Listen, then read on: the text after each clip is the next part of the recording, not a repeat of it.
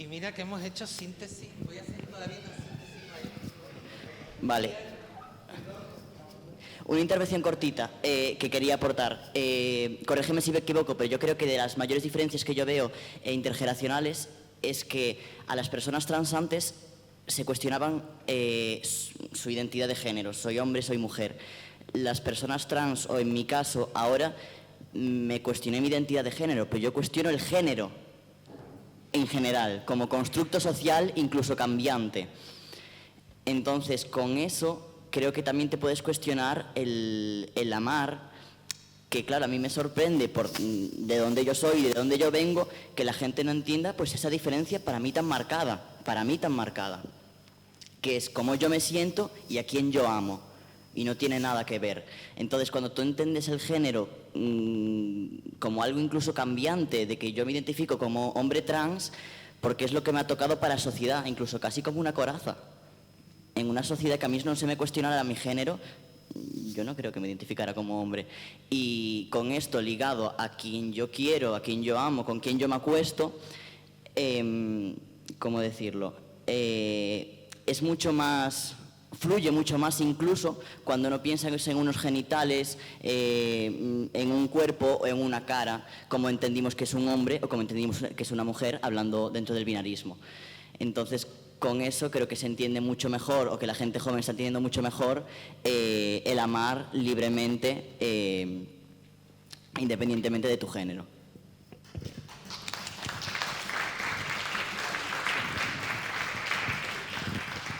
Efectivamente, el maldito binarismo. Deberíamos hacer una queimada y sacarlo ya de nuestras vidas.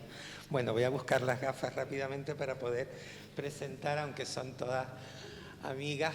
Bueno, empezamos con Sonia, que es maestra, vicepresidenta de Crisali, la Asociación para las Infancias y Adolescencias, Infancia y Juventud Trans. Es madre de una persona adolescente no binaria y me encanta porque además tiene que ver mucho con el cine, una cinéfila desarraigada y militante desde la lactancia materna. Muchas gracias, Sonia. Luego está Olga Díaz Fernández, que afortunadamente ya está jubilada, creo, porque estará jubilada digamos, de la burocracia, pero no del activismo. Siempre ha estado ahí y además ha sido agente zonal de igualdad. Es doctora en filología clásica, pero también, sobre todo, es madre de 2 personas trans. Ella ha estado muy en la vanguardia precisamente de la defensa a través de Crisali y acompañando desde 2017 a familias y docentes en sus tránsitos. Esto es muy importante porque es una cosa que también, para lo que el cine tampoco ha tenido, que son el acompañamiento en los procesos y la ayuda. Después tenemos a Lola Márquez, que es estudiante del máster. Dentro de poco presentará su trabajo de fin de máster, precisamente sobre la relación entre muerte y poesía en varias poetas trans, tanto hispánicas como del ámbito latinoamericano. Y está también aquí en calidad tanto de alumna del máster como también del aula de diversidad. Y finalmente Sergio Siberio, que es profesor ayudante de Derecho Constitucional en nuestra universidad. Su tesis doctoral está trabajándose ya a punto de ser presentada sobre la fundamentación jurídico-constitucional de la autodeterminación del género de las personas trans. Forma parte de un proyecto de investigación nacional sobre vulnerabilidad, precariedad y brechas sociales. Y sobre todo y fundamental, aparte de ser director del aula de diversidad, también como que está colaborando en esta actividad, también es presidente, bueno, fue el primer presidente y también fundador de la asociación Diversas Canarias de esta isla. Bueno, pues el tema es ahora precisamente en el ámbito educativo, que como nos decía, voy a contar una experiencia previa para ver si, porque fue de ayer mismo, hay una persona que está haciendo un TFG en la Facultad de Filología, no voy a decir la titulación, pero me consultaron por esa razón. Fue a hacer sus prácticas del máster de educación, fue a hacer sus prácticas en un colegio, llevaba una camisa porque se considera no binaria y en un momento determinado, el primer día de clase que llegó con toda la ilusión al aula para empezar sus prácticas de cuarto de carrera, ni siquiera del máster, de cuarto de carrera, el profesor del aula le impidió el paso, le sacó fuera y le dijo que el espacio del aula era un espacio muy formal y que con ese tipo de camisa, llevaba una camisa no podía entrar en un aula porque no servía. Eso es lo que nos estamos encontrando en muchas ocasiones en el aula. No tanto una resistencia por parte del alumnado que está, como decía ahora ella, muy avanzado, sino precisamente una resistencia. Y pues eso es un poco también sobre lo que nos gustaría que comentaran. Bueno, pues Isabel, cuando quiera.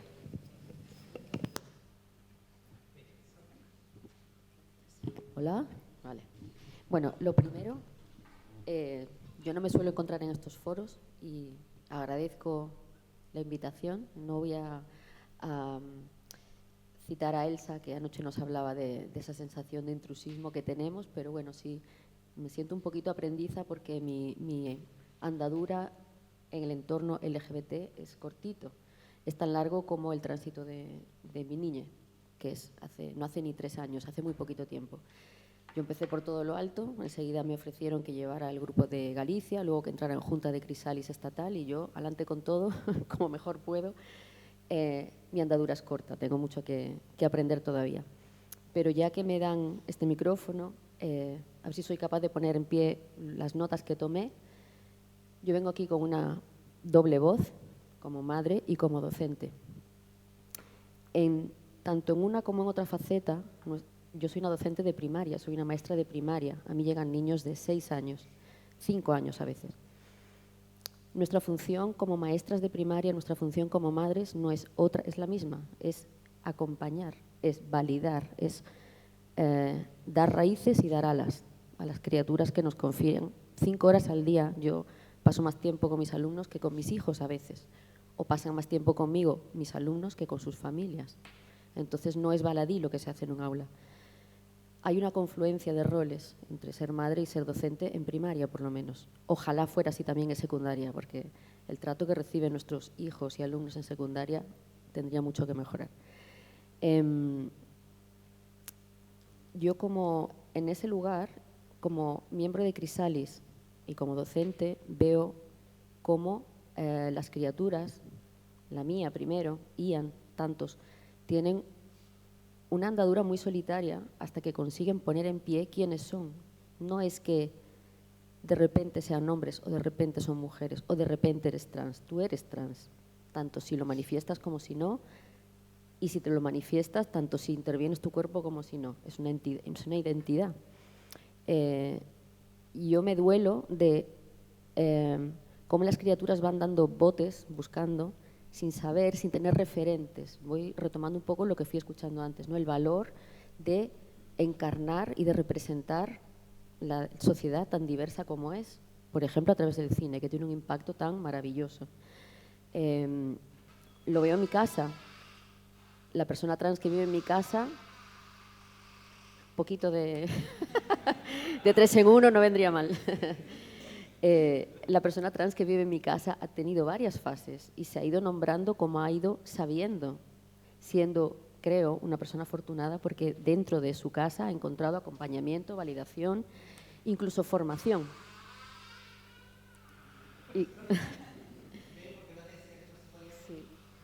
Y con todo y con eso es un ir dando tumbos hasta que acabas de poder definirte. Entonces es necesario este tipo de acciones desde el cine o desde cualquier otro ámbito y es necesaria la validación en casa y fuera.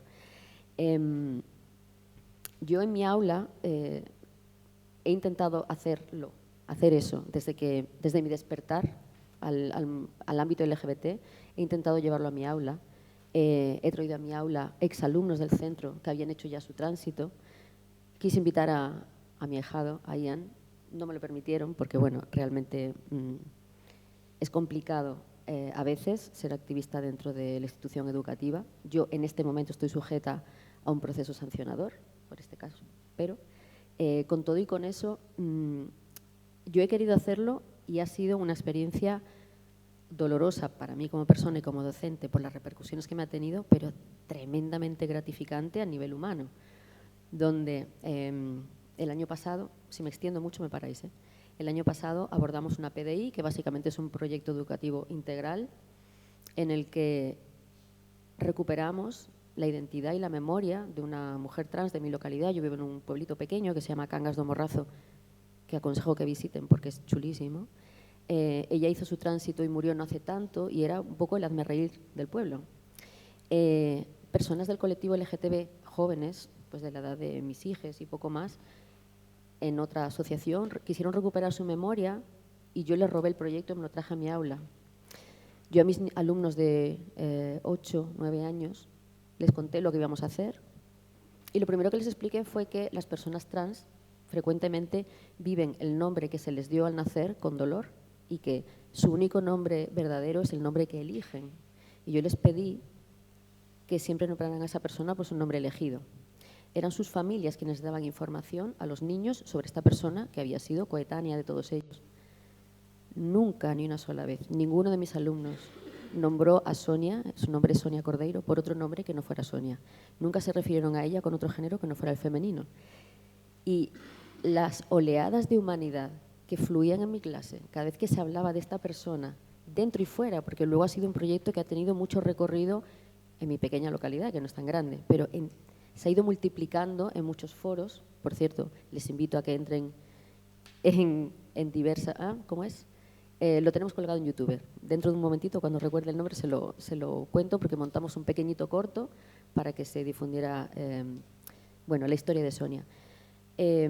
Fue muy gratificante ver cómo una persona que había sido el hazmerreír y que todavía lo era entre esos docentes y esas familias que me han interpuesto un proceso, a pesar de ese mensaje que también llega a los niños nunca se han planteado otra cosa más que esa persona fuera quien era, quien decía ser, una mujer.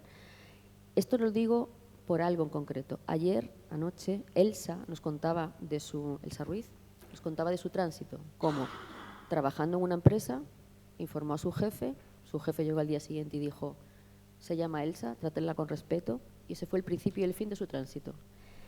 Las figuras de autoridad, debemos usar nuestra autoridad a favor de la causa. Yo disfruto mucho de foros como este, pero retomando lo que decían las compañeras hace nada, aquí somos todos públicos convencidos.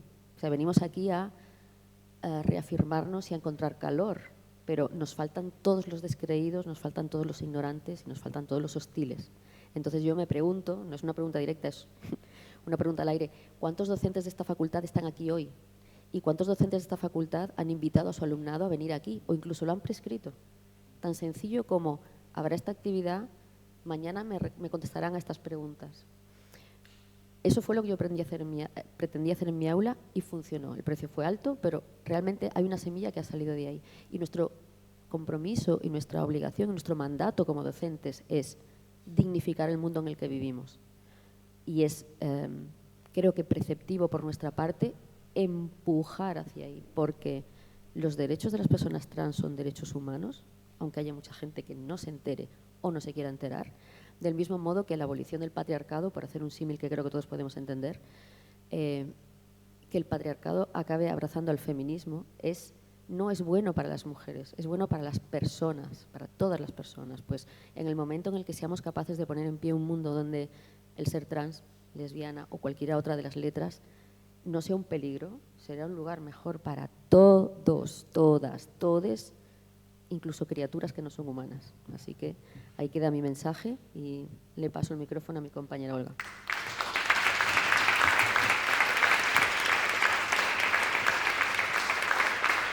¡Guau, Sonia!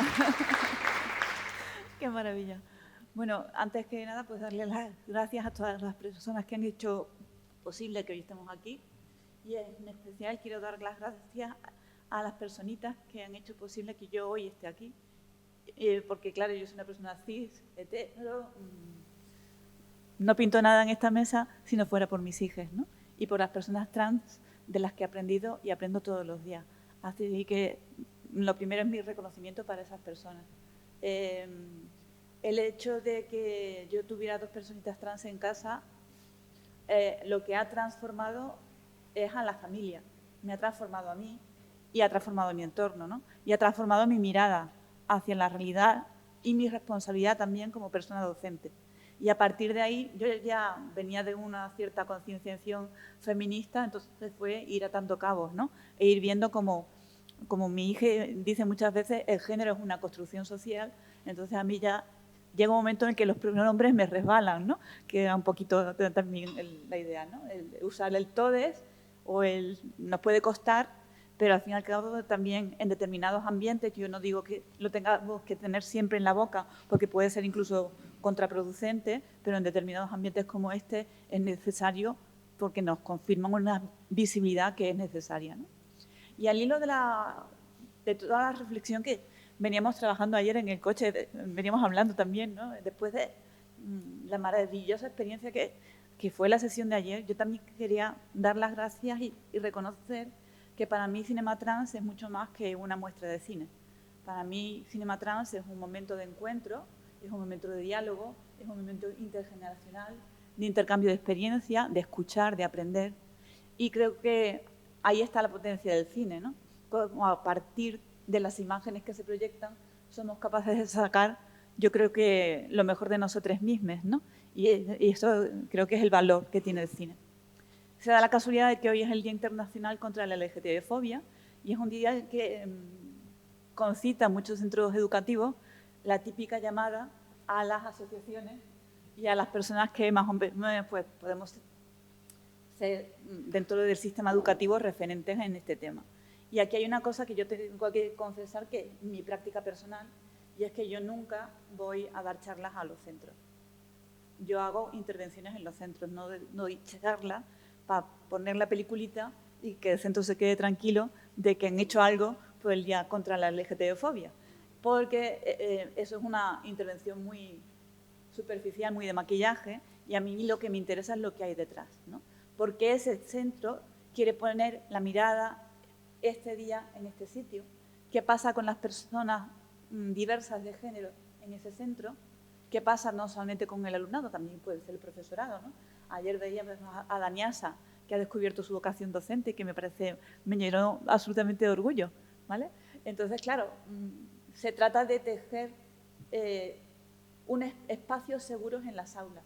Si las aulas no son espacios seguros, los aprendizajes se abortan, son imposibles, son superficiales, son responder la pregunta del examen. Y como docentes, yo estoy completamente de acuerdo contigo, nosotros tenemos que ir muchísimo más allá, porque lo que estamos construyendo son personas que tienen su impacto en la sociedad, pequeñito o grande, pero que están ahí en la sociedad. Y durante la mayor parte de mi vida como docente, yo no he sido docente de primaria, me he ido a la otra esquina, he sido docente de personas adultas.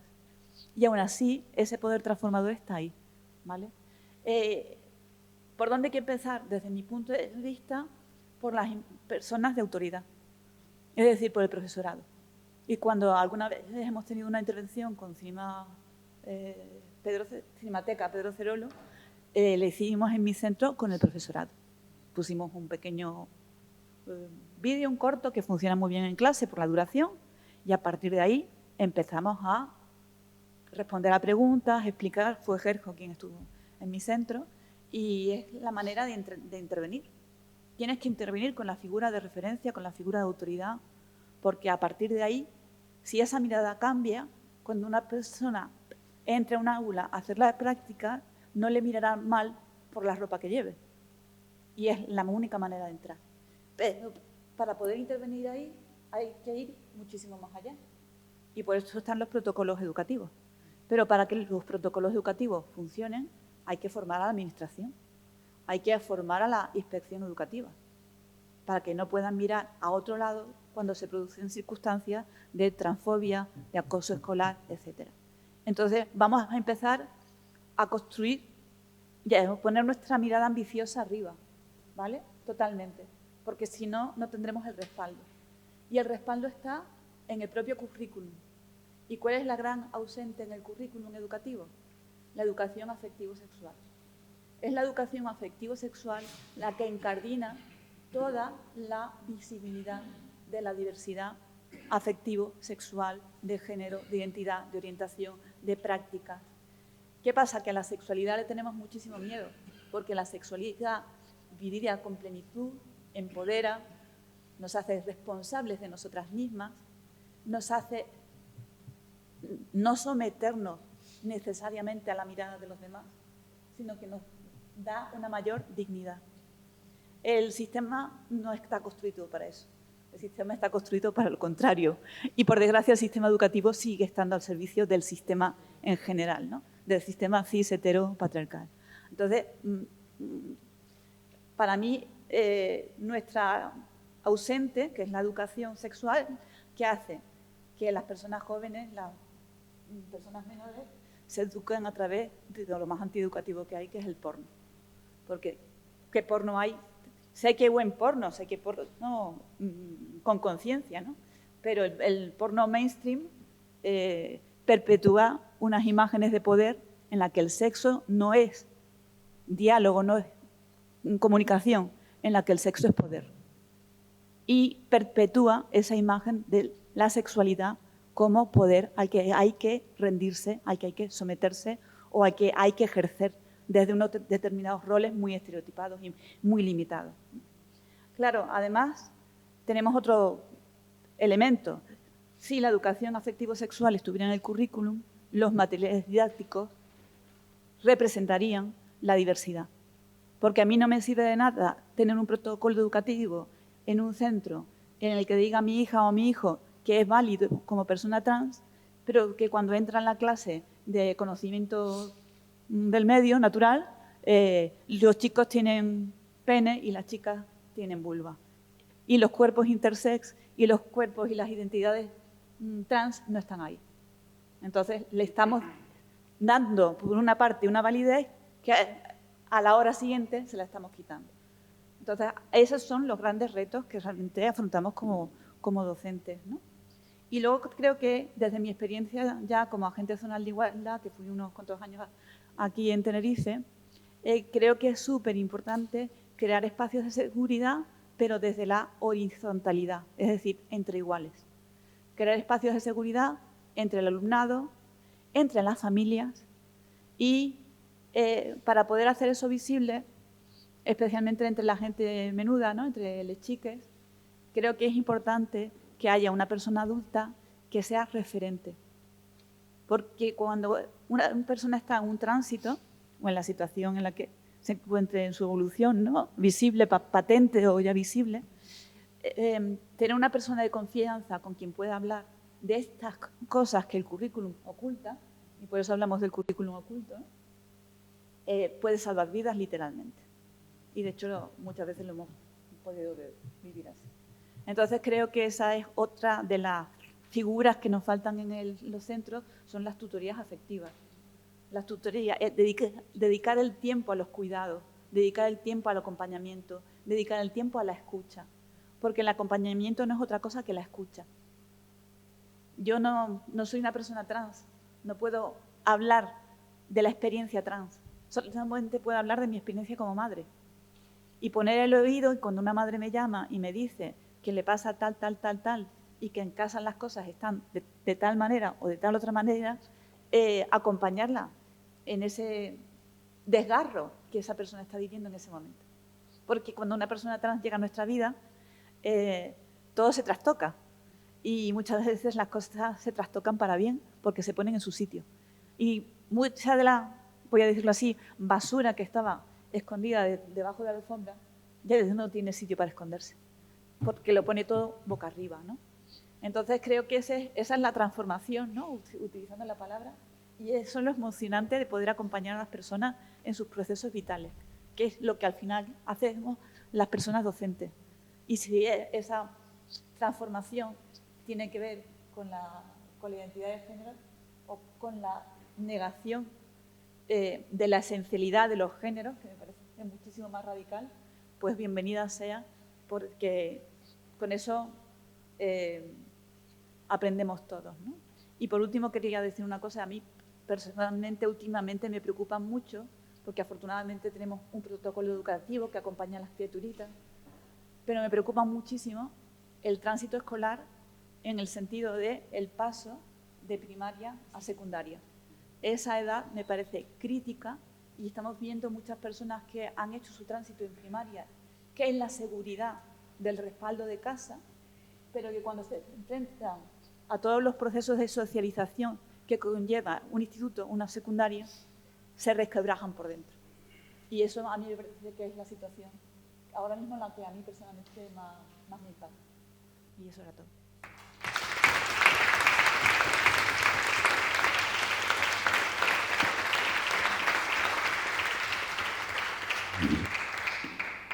Bueno, yo antes de empezar, la verdad es que quiero agradecer a la Fundación Pedro Cerolo y a todos los activistas que se encuentran aquí. La verdad es que creo que estáis salvando vidas. Empezando, pues voy a hablar de mí como mujer trans. Creo que en este encuentro, además de vernos las caras y ponernos un poco voces a cada uno de nosotros, estamos encontrando el grupo de apoyo en cada uno de nosotros. Entonces, pues primero dar las gracias a todos. Yo la verdad es que voy a hablar un poco de mi experiencia como mujer trans y cómo el cine pues me ha cambiado la vida. Y no solo me ha cambiado la vida, sino que me ha salvado la vida. Ya que mi transición empezó viendo Veneno. Empezó viendo esa serie en la que yo, como hombre cis, empecé pues viendo el primer capítulo y empecé a ver cómo empezó a tocar algo dentro de mí en esto del transformando que explicaban antes. Empezó a tocar ciertas piecitas del puzzle. Entonces empecé a reflexionar sobre mi vida y empecé a darme cuenta de que realmente lo que me había estado pasando durante toda mi vida es que era una mujer trans. Y entonces empieza como el camino de la transición, de contárselo a tu familia.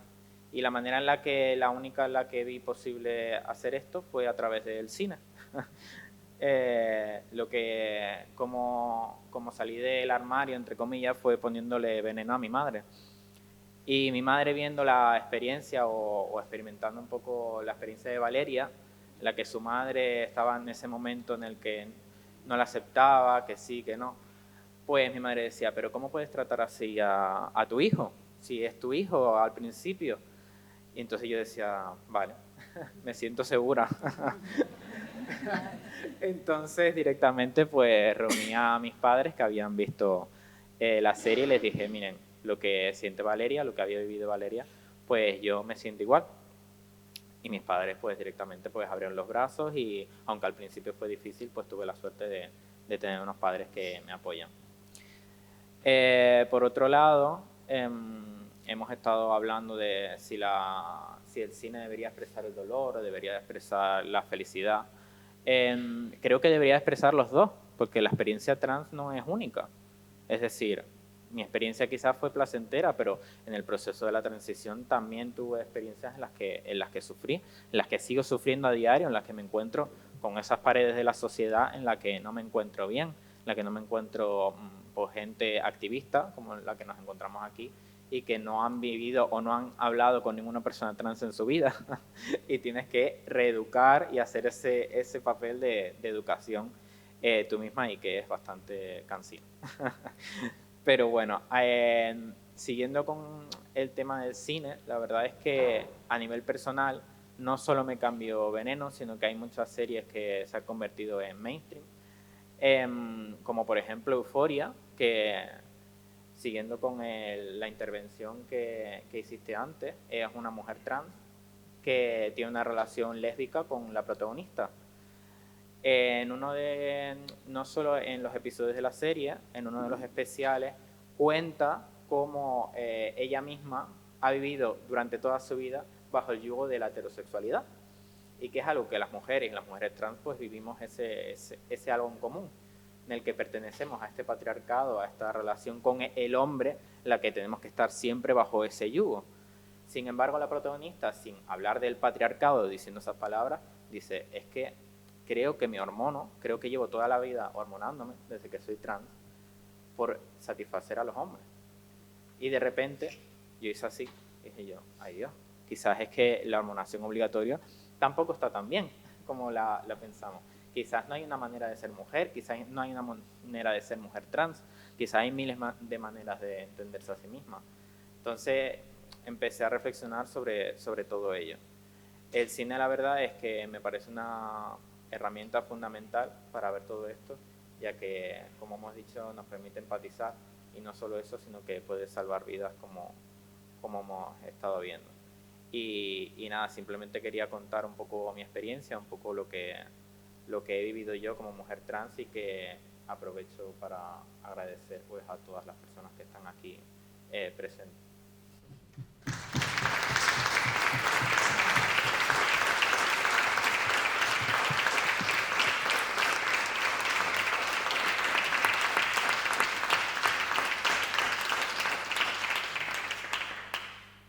Bueno, muy brevemente, porque veo que Pepe está mirando el reloj y yo también. Tenemos algo muy importante dentro de 45 minutos y bueno, lo primero, empiezo con agradecimientos a Charlas de Cine, a la Fundación Pedro Cerolo. Desde el primer día que iniciamos el trabajo del Aula de Diversidad, recuerdo aquella reunión en el edificio central con Miquel, con mis queridísimas Conchi, Cristi, con Gerjo, y es un orgullo que nunca se olviden de esta universidad para abrir las puertas a la sociedad, que eso es eso que se dice como un mantra muy habitualmente, pero que cuesta hacerlo, que la sociedad entre, que los colectivos entren, que tomen la palabra, que sean protagonistas de algo tan importante como visibilizar las realidades trans. Y estoy convencido de algo que ha dicho Lola.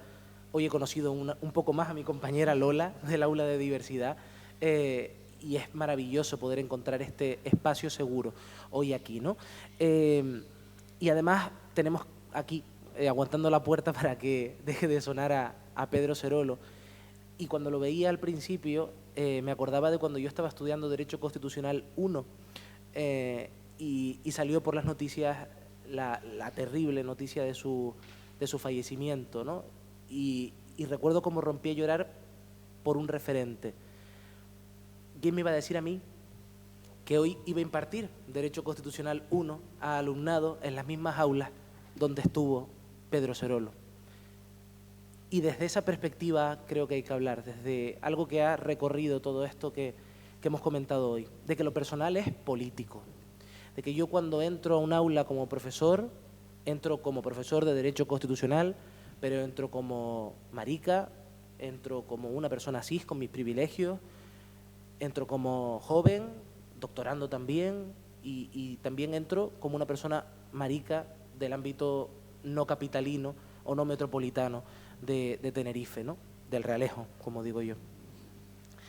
Y precisamente desde ahí creo que hay que hablar, ¿no? Y cada vez que vengo a un acto en la universidad que vincula esas dos almas, me acuerdo de cómo empecé yo a participar en las políticas universitarias, y miro a mi otra compañera Lola Morera, porque yo empecé desde el activismo y yo no puedo desvincular mi labor como docente de mi labor como activista.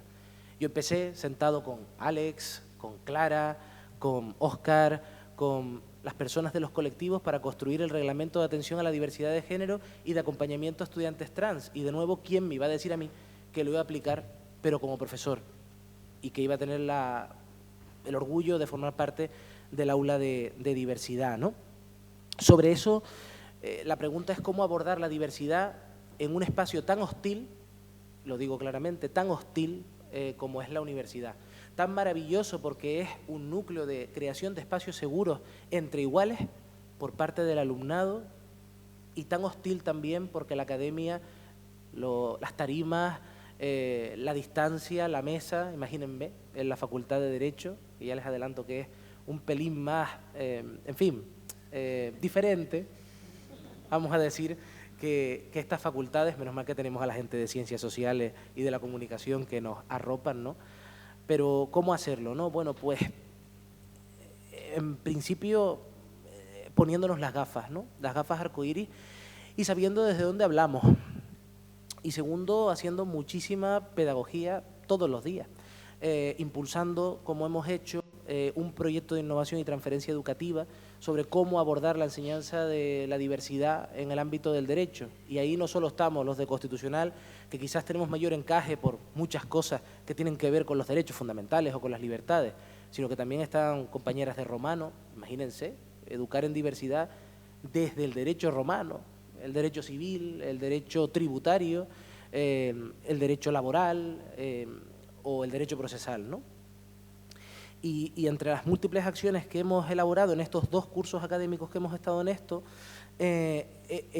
voy a citar una que a mí me cambió la vida, pero por cómo el alumnado me enseñó a mí, que creo que tiene que ver con eso de dar horizontalidad a estos espacios de docencia, romper con las tarimas. Y el alumnado no solo me enseña con la acampada que se está haciendo aquí en contra, denunciando el genocidio al pueblo palestino, no solo me ha enseñado con eso, sino que cuando iniciamos esta andadura y pusimos en marcha solamente una ficha de presentación donde pusieran el alumnado su nombre de uso común y su pronombre, nos empezamos a dar cuenta de la cantidad de personas que no conocían ese reglamento que parimos en un determinado momento y que no tienen ni idea de que existe un reglamento para impulsar el cambio de nombre en el seno de la universidad. Y ahí descubrimos que al otro lado había personas trans a las que nos dirigíamos y que requerían de esa visibilidad o de ese espacio de seguridad donde yo no llegara, como al principio en Derecho, y aparte de reflejar el decoro en nuestra facultad, se leyera la lista punto por punto, nombre y apellidos de todas las personas sin saber que leer una lista puede suponer un espacio muy hostil que puede expulsar de las aulas a personas trans y que ya, yo sin saberlo, tenía un compañero, un chico trans, mientras que yo era alumno y nunca lo supe porque abandonó las aulas precisamente por este tipo de prácticas. La vuelta de tuerca fue cuando después de pasar esas fichas, recogerlas, reírnos y pasarlo bien y empezar a leer y pasar lista con esas fichas y nunca borrando las actas y poniéndome así. Cuando una alumna, antes de empezar la segunda clase magistral ahí con 120 personas, me levanta la mano y me dice, mira, muy bien Sergio, estupendo, maravilloso, nos has preguntado a todos el pronombre, pero ¿cuál es el tuyo? Claro, no había tenido la eso de decir, en fin, les estoy preguntando a ellos y ellos ahora me están preguntando a mí, ellos, ellas y ellas. Y me enseñaron. Y creo que hay mucho que aprender de las personas trans, de las personas LGBTIQ+, que están ahí, ¿no? Termino. La universidad debería ser un espacio seguro, antes que nada, ¿no? Hoy he sentido un espacio seguro aquí. Pero siempre que estamos en este clima maravilloso y entre nosotras, las convencidas, les convencide, salimos y están las aulas y están los exámenes y están situaciones muy complejas a las que no logramos llegar ni siquiera desde el aula de diversidad, ¿no? Frente a eso, bueno, incluso discursos de odio, no solo desde la extrema derecha, sino desde las que se han convertido en sus más firmes aliadas, que son las personas trans excluyentes, y de eso sabemos mucho también, porque lo hay y está ahí, ¿no?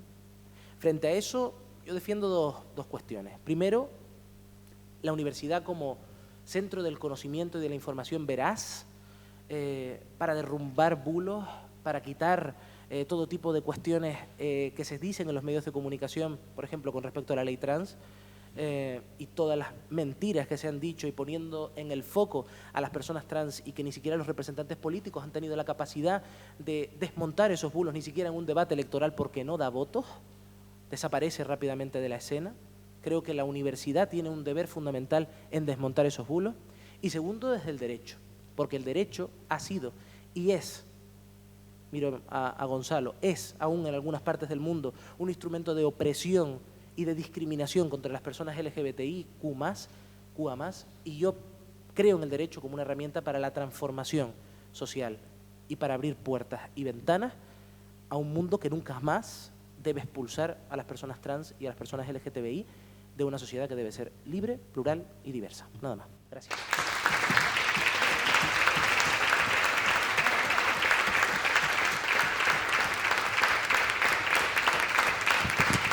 Bueno, pues realmente agradezco a las 3 mesas. Hemos estado en tiempo porque empezamos tarde, que conste, llevan 2 horas aquí prácticamente sin salir, algunas personas sí. Bueno, tenemos 5 minutitos por si hay alguna intervención, porque recuerden que están invitadas al acto del izado de bandera y también la despedida de las compañeras del aula de diversidad. Yo quería hacer un poquito una observación. Yo soy, ahora mismo soy estudiante de estudiar arte, de hecho llegué tarde porque venía de un examen, y mi sueño, a mí lo que me gustaría sería ser profesora algún día en la universidad. Y un poquito, porque fue una cosa que se mencionó antes, ¿no? De que dentro del aula parece que hay más transfobia por parte de los profesores que por parte de los alumnos.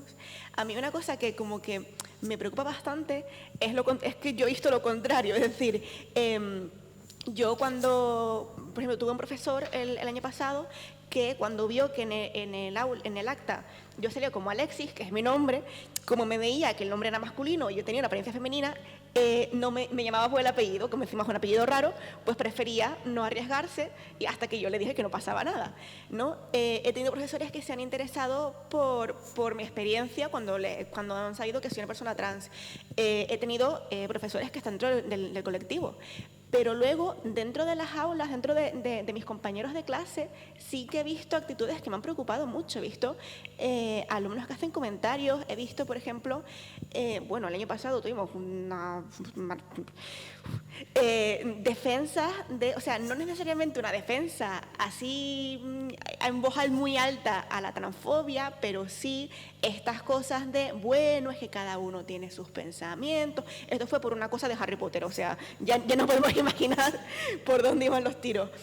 Y realmente a mí me preocupa mucho esta clase de cosas porque el día de mañana, cuando yo espero pueda entrar en el aula y pueda llegar a dar la clase que a mí me toque dar, me gustaría mucho poder llegar y decir, hola, buenas, soy vuestro profesor de medieval o de lo que sea, me llamo Alexis y ya está. Y poder, porque también una cosa que, hilando, ¿no?, también lo que decíamos antes de los pronombres y de ley y tal, cuando yo hablo en masculino o en femenino, al final lo que estoy haciendo es negarme mi propia identidad.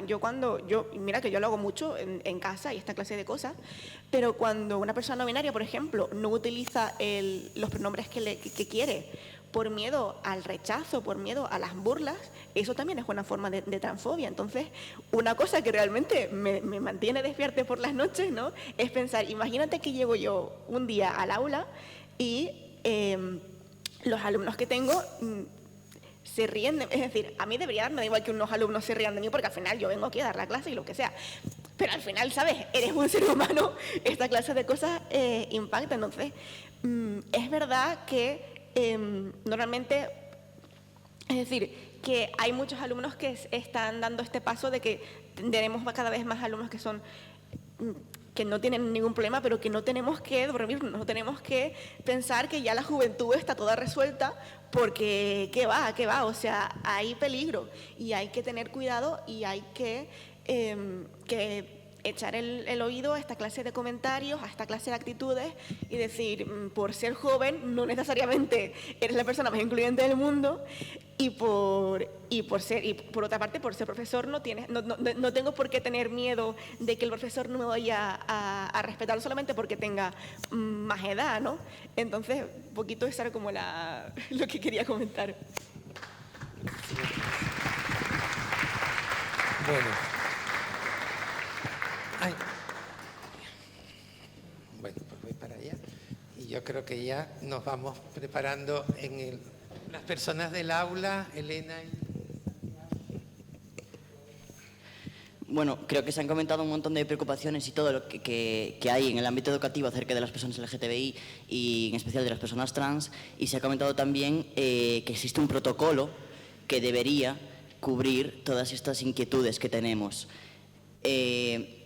Lo que pasa es que creo que se dejan muchas cosas atrás cuando hablamos solo de, bueno, pues la educación es un pilar fundamental para la socialización, igual que la familia. Siempre se ha hablado de que la escuela trabaje muy a mano con la familia, o que estén interconectados, pero ¿qué pasa cuando la familia no está de acuerdo con tu identidad? O viceversa, cuando la familia sí, pero la escuela no. Entonces yo creo que desde la escuela, desde la educación, se tendría que plantear bien estas situaciones, pues tal vez una mediación con la familia, que haya un papel activo realmente en el que se pueda trabajar y nutrirse de esto. Yo sí, lo comentabas tú, que crees que se ha quedado gente tras del sistema educativo. Yo sí sé que se ha quedado personas trans en concreto fuera del sistema educativo por esto que tenemos que vivir día a día, como hablamos de las listas de clase y todo eso. Y nada, poco más creo. Perdón. De acuerdo, sí. No, la verdad es que cada una de las mesas merecería las 2 horas y ha sido un esfuerzo realmente, de verdad, por parte de las personas que han participado en la mesa y ustedes que han participado desde el público, ha sido un esfuerzo loable de síntesis. Pero vamos. Voy a mencionar solamente una cosita muy pequeñita. Cuando hablé estaba un poquito nerviosa y no fui capaz de poner en pie el nombre del pequeño corto que hicimos, así que le mando el órdago a Sagri, por si en algún momento lo quiere compartir dentro de su Cinema Trans. Es muy cortito, está en YouTube, el canal es Diverxentes, con X, porque está en gallego, se entiende muy bien. Lo han hecho niños, niñas y niñes de 8, 9 años, dura 3 o 4 o 5 minutos, es nada, es súper lindo. Cuando lo veáis, que sepáis que es un trabajo de aula, y si lo podemos ver en pantalla grande, todavía mejor.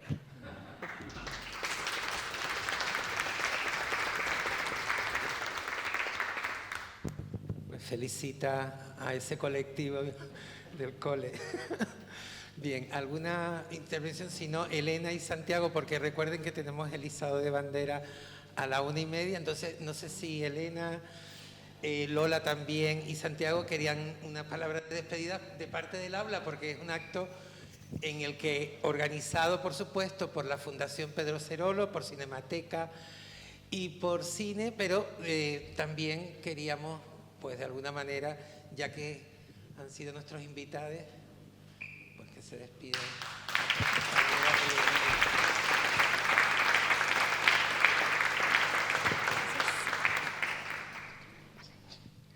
Bueno, me van a perdonar que improvise. Creo que lo que toca es agradecer a la Fundación y a la Cinemateca por organizar este tipo de eventos. Está claro que hemos mejorado mucho de donde veníamos, pero también queda mucho por hacer y, por desgracia, hay gente fuera de estas aulas a la que esto le sigue chirriando. Entonces, pues, agradecerlo, agradecer la visibilidad, agradecer tener referentes aquí y tener referentes nuevos, porque ustedes también son referentes para las nuevas generaciones. Y no sé si, Santi, ¿quieres añadir algo?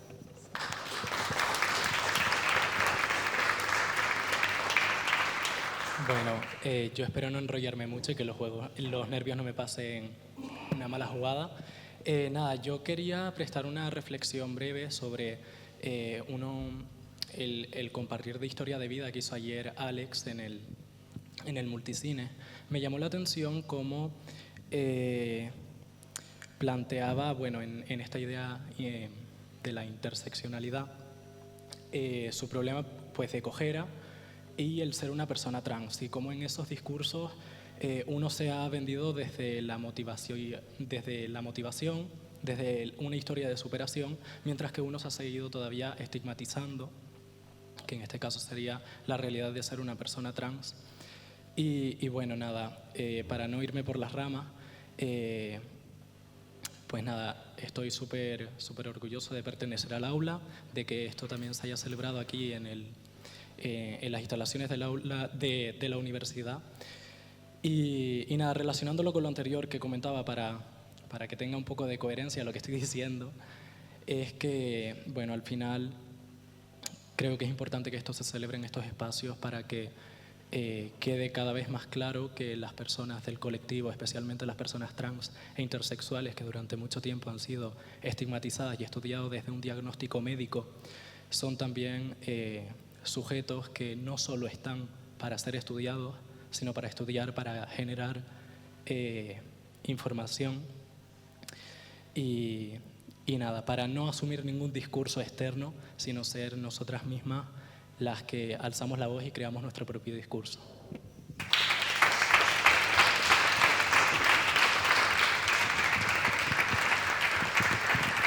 Ahora sí que solamente un segundo. Creo que el acto hubiera sido, vamos, es un buen testigo de lo que de la herencia que nos ha dejado Pedro a todos los colectivos y a toda la política activa. Es muy emocionante saber que en el fondo su sombra es afortunadamente muy alargada y sigue siendo muy, muy enriquecedora para todos, todas y todos. Bueno, pues corriendo ahora a izar la bandera.